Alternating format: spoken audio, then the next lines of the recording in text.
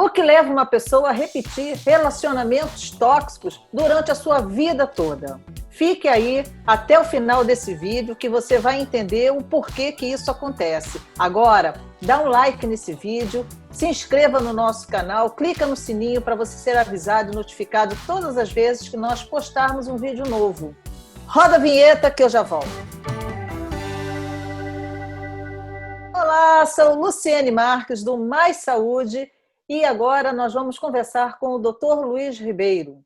Então, Dr. Luiz, o que leva uma pessoa a repetir relacionamentos tóxicos durante toda a sua vida? Essa pergunta é bastante interessante. A questão dos comportamentos tóxicos, dos relacionamentos tóxicos, está muito na moda hoje em dia, as pessoas estão falando bastante sobre isso. Por que uma pessoa passa a vida inteira repetindo o mesmo tipo de comportamento? Por que ela procura os mesmos tipos de pessoas a vida toda? A pessoa sai de um relacionamento, acha que conseguiu dar a volta por cima, e aí ela vai e encontra outra pessoa e ela repete a mesma coisa. Às vezes muda o contexto, muda o ambiente, muda às vezes até o país onde a pessoa está, mas não importa, ela acaba encontrando exatamente aquele mesmo tipo de problema, aquele mesmo relacionamento tóxico. O que está por trás disso? Mal olhado? É magia? Eu sou azarado? A gente vai pensar muitas coisas, as pessoas criam muitas teorias de como isso funciona, porém eu vou dar uma informação para você aqui muito simples. Isso é uma repetição de padrão que você aprendeu quando você era muito pequeno, é um sistema de crenças que você adotou para a sua vida e você não nota que você faz isso. Na verdade, toda a sua vida você vai repetindo esse mesmo padrão porque você aprendeu a ser dessa maneira, aprendeu a procurar a atenção das outras pessoas através de um determinado sistema. E esse sistema é um jogo. Eu faço alusão aqui ao psicólogo Eric Berne, que criou a análise transacional, que é um sistema de psicologia que foi criado nos anos 60, mais ou menos. E o Eric Berne, ele fez várias publicações sobre esse assunto, sobre os jogos que as pessoas jogam. Inclusive, ele escreveu um livro muito famoso sobre isso, eu vou colocar na descrição aqui do nosso vídeo. Nesse livro, ele coloca nome nos jogos que a gente faz. E a repetição é bastante evidente. Nós criamos um jogo para o desastrado, o jogo para o esperto, o jogo para o inteligente, e a gente vai repetindo esses padrões na nossa vida inteira. É como se a gente procurasse pessoas que pudessem suportar aquele jogo. A gente escolhe a dedo, se não for a dedo, a gente acaba emitindo um padrão de energia, de intenção, de pensamento, em que essas pessoas acabam cruzando a nossa vida. A gente faz o mesmo jogo, repete o mesmo padrão e parece que nunca vai ter fim. Pode ter fim e isso depende de você reconhecer os padrões dos jogos e depois poder interrompê-los. Esse ter fim significa que você não ocupa mais nenhuma posição no jogo ou sempre você vai estar ocupando uma posição? O jogo se dá pelo seguinte motivo. Quando nós somos muito pequenos, nós precisamos dar atenção. O Eric Berne ele colocava isso de maneira muito evidente e dizia que nós somos, o ser humano ele é afeto dependente, ele precisa da atenção. Então a criança muito pequena ela já começa a procurar um artifício, um argumento dentro do núcleo familiar em que ela vai se posicionar e conseguir a atenção dos familiares, principalmente dos pais. Então você vai ver que uma criança ela vai desenvolver uma personalidade, é como se fosse um roteiro de vida, uma personalidade. Por exemplo, o esperto, ele vai se tornar o inteligente, o outro vai se tornar o sabichão, o outro vai se tornar o doente, o outro é a ovelha negra. Então, cada pessoa acaba adotando um padrão que vai se repetir a vida toda. Mas para poder manter esse padrão, a gente acaba desenvolvendo os chamados jogos. Os jogos são a manutenção desses roteiros originais. Se eu tenho um roteiro original, que foi criado na minha infância, em que eu sou uma pessoa, eu sou o desastrado, por exemplo, quais são os jogos que eu vou começar a desenvolver na minha vida? Eu vou procurar pessoas em que eu possa criar algum tipo de problema, eu vou derrubar alguma coisa, quebrar as coisas. Esse comportamento ele é instintivo, ele está lá dentro da gente, a gente não nota que a gente faz, quando a gente vê, a gente já fez. E o que eu faço? Por exemplo, se eu sou o desastrado, eu acabo derrubando alguma coisa, eu acabo quebrando alguma coisa, aí rapidamente alguém naquele ambiente vai morder essa isca para o meu jogo e vai chamar minha atenção. Quando ela fizer isso, eu recebo a atenção dessa pessoa. Essa pessoa começa a mais ou menos como se fosse, não é agredir, mas ela começa a colocar a energia dela em cima de mim. Você é um desastrado, você é isso, você não serve para nada. E eu vou recebendo essa energia, por incrível que pareça, por mais disfuncional que isso pareça, eu preciso dessa energia. Eu fiquei viciado nela desde pequenininho. Eu me acostumei a receber esse padrão de energia. E aí, nesse momento, eu começo a encher minha energia e eu começo a ficar pleno naquela energia. E aí, esse é o primeiro passo do jogo. Eu chamei a atenção de alguém veio e me perseguiu. E nesse momento eu estou sendo uma vítima. Todo jogo vai ter uma triangulação. Vítima, perseguidor, salvador. Nesse momento, eu estou mostrando a vocês a condição de vítima-perseguidor. Então, eu me coloquei numa posição de vítima, o outro veio e se colocou na posição de perseguidor. E o salvador é quando essa vítima ela já se enche de energia, dá atenção do outro. Aquele que está perseguindo esvazia, e aí começa a ficar arrependido, e aí vem para mim, poxa, eu não queria falar nada disso. Poxa, mas você também faz as coisas. Aí ele começa a me salvar. Se sente culpado pela perseguição, e aí, novamente, a energia vem da pessoa que foi vítima, vai voltar para mim. E esse jogo continua infinitamente. Aí ele se enche de energia de novo, daqui a pouco eu jogo outra isca, e ele vai me persegue de novo. Se não tiver ninguém no ambiente para jogar, eu literalmente vou procurar uma pessoa para jogar. E eu vou procurar pessoas na minha vida que vão perpetuar esse padrão de jogo ad eterno. Então a gente vai ver isso. Olhe na sua vida, as pessoas, você faz isso sem notar, e você vai ver outras pessoas fazendo isso, também não notam o que elas fazem. Pode perguntar, você. Então, isso é um jogo, e pelo que eu estou entendendo, as pessoas elas têm um script de vida e elas passam a representar aquilo que está no script. Exatamente. E também, pelo que eu estou entendendo, você se retroalimenta dos efeitos do jogo. Exatamente. O que é que está sendo disputado aí? Essa energia da intenção das pessoas, ela é como se fosse vital para os seres humanos. É isso que o Eric Berne chamava de afeto dependente. Nós precisamos do afeto, precisamos da atenção das pessoas. Isso muito pequenininho já pode ser observado. A criança, o neném, que ela não recebe a atenção dos pais, ela começa a ser ignorada, ela corre risco de sobrevivência, ela pode não sobreviver. Então a gente está falando padrões de sobrevivência do ser humano. E a criança bem pequena, ela começa a aprender a manipular o ambiente e receber essa atenção. Então a criança é uma manipuladora, claro, e os pais também. E os pais passaram pelo mesmo processo quando eles eram criança. Então eles também aprenderam a manipular a atenção dos outros para poder receber a atenção que elas achavam que eles mereciam. Isso é eterno, um jogo que vai se retroalimentando com o próprio jogo. Nossos pais fizeram isso, a criança nasce e aí existe uma negociação com os pais. Como é que ela pode receber essa atenção? Ela estabelece mais ou menos, o meu roteiro de vida é esse, é como se fosse um personagem. Eu vou ser, por exemplo, o esperto, o inteligente, o desastrado, a ovelha negra. E aí, a partir daí, a manutenção dessa personalidade, desse personagem que está ali, são os jogos. Eu vou criar situações em que eles vão se repetir eternamente. Numa família que você tem aí pai, mãe e 3 filhos, por exemplo, esse papel, esse script, eles se repetem? Você pode escolher o mesmo? Como é que acontece isso de uma família com mais filhos, entre os irmãos? A lógica da distribuição, vocês podem observar, qualquer família que tenha mais de 2, 3 filhos, você vai conseguir observar isso facilmente. Os irmãos mais velhos, filhos mais velhos, eles estabelecem os seus próprios roteiros. É uma negociação, assim que a criança chega, ela já começa a precisar da atenção e vai negociar com os pais como é que ela vai receber essa atenção.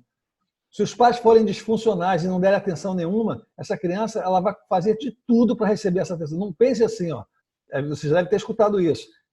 Fulano só quer chamar atenção, essa criança ela só quer chamar atenção e é exatamente isso, porque sem atenção ela não sobrevive. Então, essa criança que não recebe atenção nenhuma, ela pode desenvolver uma personalidade que literalmente pode tocar fogo na casa para chamar atenção. Ela vai ser, os pais vão bater nela, mas ela vai preferir, dentro da questão da sobrevivência, é melhor para ela apanhar e assim ela está recebendo atenção do que ser ignorado. Ser ignorado para o ser vivo biológico é a morte. Tá? Não, você não consegue sobreviver. Então, você não pode ser ignorado. Então, por esse pressuposto, as crianças mais velhas vão conseguir estabelecer esses roteiros. Esses roteiros vão ser, depois de estabelecidos com os pais, o próximo irmão que vier não consegue repetir o mesmo roteiro. Não, vocês vão ver, não tem uma família que tenha 2 espertos, 2 inteligentes. É claro, todas as crianças podem ser inteligentes, mas o roteiro do inteligente pertence a um só, aquele que de alguma maneira conseguiu estabelecer ele primeiro, antes dos outros. Não que ele seja exatamente o mais inteligente, Não, mas não ele necessariamente. coloca e age Exatamente. como se fosse o mais inteligente. Ele é reconhecido pelo padrão do inteligente. E é assim que ele recebe a atenção, a intenção dos pais e das pessoas que estão à volta. Ele vai crescer, vai desenvolver a personalidade dele toda em cima disso. Então ele vai buscar pessoas na vida dele que exaltem esse padrão, que façam um feedback para ele desse padrão. E aí ele vai se casar com pessoas que valorizam isso e ele vai continuar jogando. O jogo é sempre esse. Ele joga uma isca ou o outro, que vamos dizer que ele é o inteligente. Então, vamos dizer que a posição dele preferida no triângulo seja de perseguidor. Ele não pode ver uma pessoa que comete erros de informação, por exemplo, né? Alguém que não sabe matemática, erra os cálculos, aí ele, como ele é o inteligente, ele vai e chama a atenção da pessoa. Ou seja, ele persegue aquela outra pessoa. Como aquela pessoa também tem um jogo, e o jogo dela cometer erros, ela vai encontrar pessoas que cometem erros, então o roteiro do vida da outra pessoa pode ser aquele que é o burro, o ignorante, aquele que não sabe nada. E aí, nesse caso, o jogo é perfeito. Eu sou inteligente, o outro é o burro. Eu chamo a atenção, persigo ele. Ele é a vítima, recebe minha energia. Quando ele satura de energia, eu fico com pena dele e vou salvá-lo. Depois de salvá-lo, a energia vai para ele, aí eu fico sem energia e começo a perseguir ele de novo. E isso não termina nunca. Então, você adota um script Isso. e você passa pelas 3 fases. Pelas 3 fases. Independente do script que você adotou, você pode ser perseguidor, você vai ser vítima e você vai ser salvador. Tá? Nós temos sempre uma posição que é aquela que a gente gosta mais. Tem gente que gosta muito de ser salvador. Quem é o salvador? O salvador é aquela pessoa que faz coisas que os outros não estão pedindo. O salvador é aquele que se intromete no problema dos outros, querendo dar uma solução. O salvador pode até estar fazendo algo que foi solicitado, mas ele sempre quer um reconhecimento. Essa é a questão do salvador. Ele acha que está ajudando. Mas não é certo ajudar? A questão aí não é ajudar, é por que está ajudando. E como é que se sai disso? Como é que eu identifico o meu script e como é que eu saio disso? Se é que isso tem saída? Ou eu só mudo de script? Tem saída. Eu sou o salvador e aí o salvador vai salvar. O que o salvador quer? Ele precisa receber o agradecimento dessas pessoas. Normalmente, a pessoa que é salvadora, ela faz, tem sempre essa sensação de dizer, eu faço, ajudo tanta gente, e as pessoas ficam gratas, ela quer o reconhecimento. E mesmo, olha só como é que o negócio funciona, que mesmo aqueles que fazem assim de maneira calada, sem ninguém saber, não, pessoa fulano de tal, ajuda realmente, porque ele não faz propaganda disso. Mas, no fundo, ele quer o reconhecimento de quem? De Deus. Então, o salvador... ele quer que Deus reconheça que ele está sendo bom. Tá? E como esse reconhecimento, às vezes, normalmente não fica evidente, ele fica frustrado. Então, o salvador está sempre frustrado, porque ele está sempre querendo ajudar alguém, sempre ajudando alguém, sempre fazendo alguma coisa por alguém, e essas pessoas, entre aspas, não reconhecem, porque é um jogo. Eu procuro pessoas que eu posso salvar, essas pessoas entram como vítimas, então o salvador, elas são vítimas, eu vou e salvo, aí quando elas não reconhecem, aí eu viro perseguidor. Poxa, fulano é ingrato, não sei o quê, não faz. Você está entendendo? Fica sempre nesse triângulo. Sempre nesse triângulo. E como é que faz para não jogar? Como a gente sai disso? Como é que a gente sai disso? Bom, primeiro tem uma frase muito antiga, que nossos avós já falavam há muito tempo, que serve bem para esse sistema aqui. Nossos avós diziam que quando um não quer, dois não brigam. É verdade. Então, se um não quer jogar, dois não jogam. Então, a primeira coisa que você tem que identificar é que é um jogo. Aquilo é um jogo. E se você fizer manutenção daquele jogo, você vai estar sempre procurando uma pessoa para jogar com você. Sempre. Então, você declara, essa pessoa é tóxica. né? Como começou o nosso aqui, um relacionamento tóxico. Essas pessoas são tóxicas.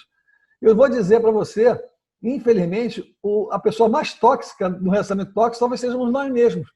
Porque a gente acaba procurando uma pessoa tóxica, porque ela é a contrapartida do jogo, ela é uma posição do triângulo dentro do jogo, em que vai estabelecer esse relacionamento dessa maneira. Então a gente fala assim, essas pessoas são tóxicas, tem que me afastar dessas pessoas tóxicas. Aí eu faço isso, corto algumas pessoas no meu relacionamento, mudo de emprego, mudo de trabalho, faço uma separação, sou casado, não quero mais porque esse relacionamento é tóxico. E aí o que acontece? Eu encontro pessoas que vão continuar jogando comigo, porque o jogo, onde eu vou, o jogo vai junto.